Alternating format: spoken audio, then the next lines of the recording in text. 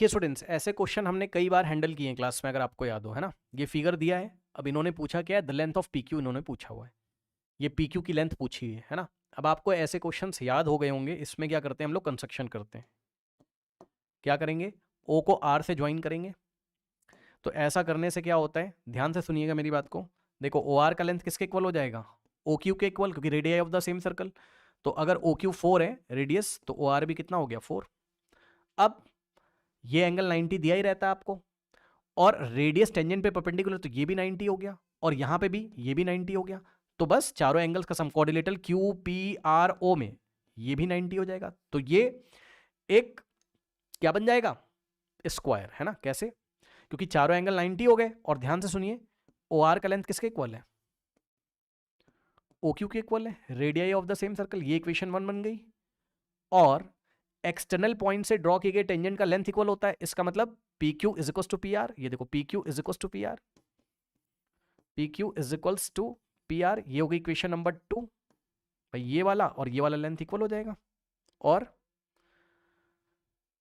इस क्वाड्रिलेटरल में opposite angle equal है। ये देखो ये वाला इसके इक्वल है 90 90, ये वाला इसके इक्वल है 90 90, तो ऑपोजिट एंगल इक्वल तो पैरेललोग्राम है, और पैरेललोग्राम है तो ऑपोजिट साइड भी इक्वल हो जाती है। इसका मतलब P Q is equals to P Q is equals to O R भी बोल सकते हैं हम लोग, क्योंकि पैरेललोग्राम तो है ही है। तो P Q is equals to O R भी हम लोग बोल सकते हैं। ये होगी इक्वेशन नंबर 3। अब 1 2 3 से अगर आप देखोगे तो चारों साइड से इक्वल आ जाएंगे, देख लो आराम से।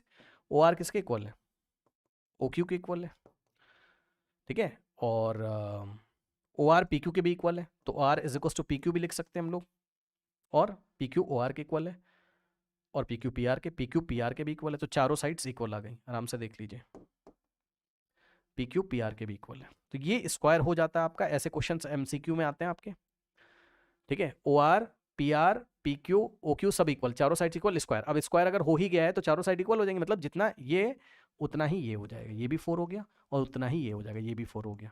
अब जो भी पूछा हो बता दो, पी क्यू का लेंथ, तो पी क्यू का लेंथ 4 हो गया, ठीक है। आपको एग्जाम में सॉल्व नहीं करना है, ये तो एमसीक्यू है ना, तो अब आपको इसकी हैबिट हो जानी चाहिए कि हमें स्क्वायर वाला क्वेश्चन एग्जाम में देता है, देखते ही आपको आंसर करना है, ओके।